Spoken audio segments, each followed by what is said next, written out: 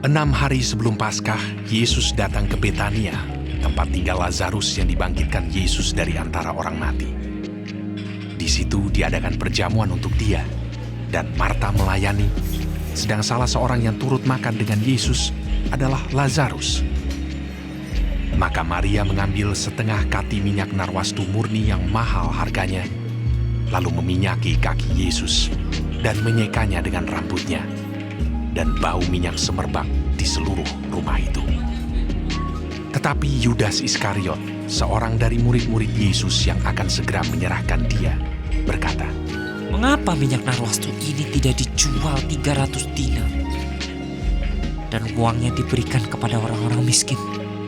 Hal itu dikatakannya bukan karena ia memperhatikan nasib orang-orang miskin, melainkan karena ia adalah seorang pencuri. Ia sering mengambil uang yang disimpan dalam kas yang dipegangnya.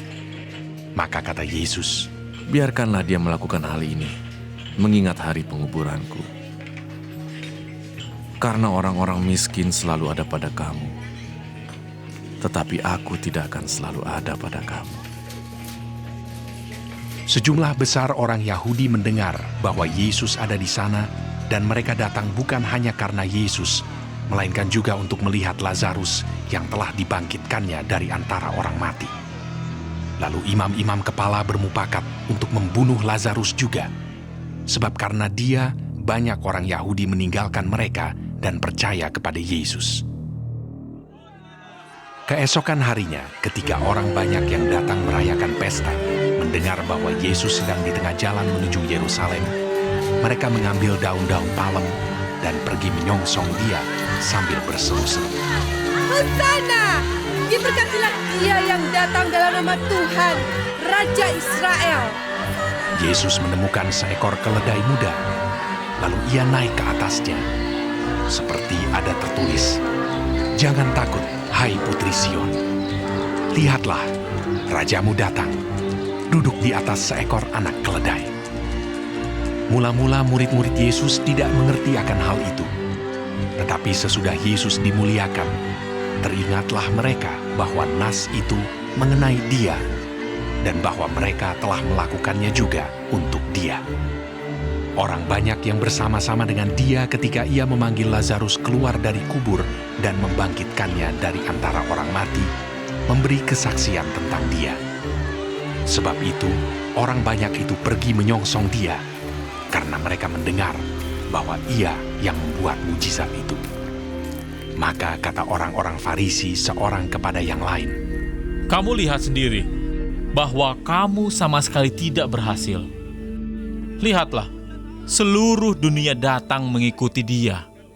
Di antara mereka yang berangkat untuk beribadah pada hari raya itu, terdapat beberapa orang Yunani. Orang-orang itu pergi kepada Filipus yang berasal dari Betsaida di Galilea, lalu berkata kepadanya, "Tuan, kami ingin bertemu dengan Yesus." Filipus pergi memberitahukannya kepada Andreas. Andreas dan Filipus menyampaikannya pula kepada Yesus.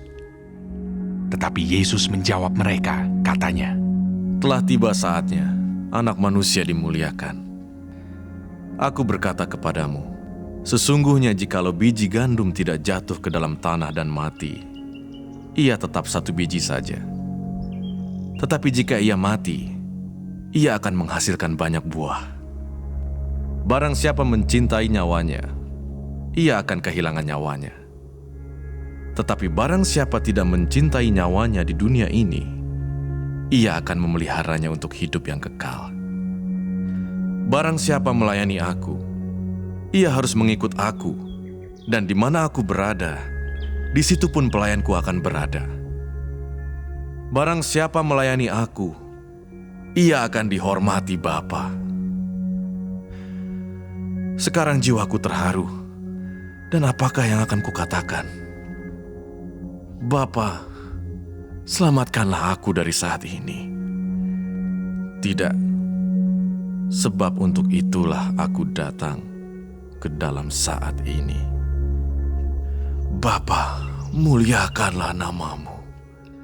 Maka terdengarlah suara dari sorga, "Aku telah memuliakannya, dan aku akan memuliakannya." banyak yang berdiri di situ dan mendengarkannya berkata bahwa itu bunyi guntur. Ada pula yang berkata, "Seorang malaikat telah berbicara dengan dia." jawab Yesus, Suara itu telah terdengar bukan oleh karena aku, melainkan oleh karena kamu. Sekarang berlangsung penghakiman atas dunia ini. Sekarang juga penguasa dunia ini akan dilemparkan keluar. Dan aku, apabila aku ditinggikan dari bumi, aku akan menarik semua orang datang kepadaku. Ini dikatakannya untuk menyatakan bagaimana caranya ia akan mati. Lalu jawab orang banyak itu, Kami telah mendengar dari hukum Taurat bahwa Mesias tetap hidup selama-lamanya. Bagaimana mungkin engkau mengatakan bahwa anak manusia harus ditinggikan? Siapakah anak manusia itu? kata Yesus kepada mereka. Hanya sedikit waktu lagi terang ada di antara kamu. Selama terang itu ada padamu, percayalah kepadanya, supaya kegelapan jangan menguasai kamu.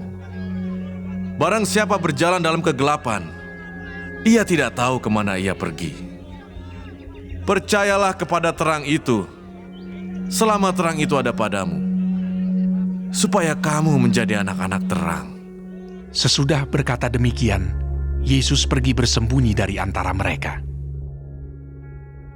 Dan meskipun Yesus mengadakan begitu banyak mujizat di depan mata mereka, namun mereka tidak percaya kepadanya, supaya genaplah firman yang disampaikan oleh Nabi Yesaya.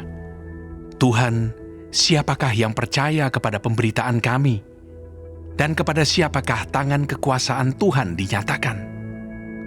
Karena itu mereka tidak dapat percaya, sebab Yesaya telah berkata juga, Ia telah membutakan mata dan mendegilkan hati mereka, supaya mereka jangan melihat dengan mata dan menanggap dengan hati, lalu berbalik sehingga aku menyembuhkan mereka. hal ini dikatakan oleh Yesaya karena ia telah melihat kemuliaannya dan telah berkata-kata tentang dia. Namun banyak juga di antara pemimpin yang percaya kepadanya. Tetapi oleh karena orang-orang Farisi, mereka tidak mengakuinya berterus terang, supaya mereka jangan dikucilkan. Sebab mereka lebih suka akan kehormatan manusia daripada kehormatan Allah. Tetapi Yesus berseru, katanya, Barang siapa percaya kepadaku, ia bukan percaya kepadaku, tetapi kepada Dia yang telah mengutus aku. Dan barang siapa melihat aku, ia melihat Dia yang telah mengutus aku. Aku telah datang ke dalam dunia sebagai terang, supaya setiap orang yang percaya kepadaku jangan tinggal di dalam kegelapan. Dan jikalau seorang mendengar perkataanku, tetapi tidak melakukannya, aku tidak menjadi hakimnya. Sebab aku datang bukan untuk menghakimi dunia, melainkan untuk menyelamatkannya. Barang siapa menolak aku dan tidak menerima perkataanku, ia sudah ada hakimnya, yaitu firman yang telah kukatakan. Itulah yang akan menjadi hakimnya pada akhir zaman. Sebab aku berkata-kata bukan dari diriku sendiri, tetapi Bapa yang mengutus aku. Dialah yang memerintahkan aku untuk mengatakan apa yang harus aku katakan dan aku sampaikan. Dan aku tahu bahwa perintahnya itu adalah hidup yang kekal. Jadi, apa yang aku katakan, aku menyampaikannya sebagaimana yang difirmankan oleh Bapa kepadaku.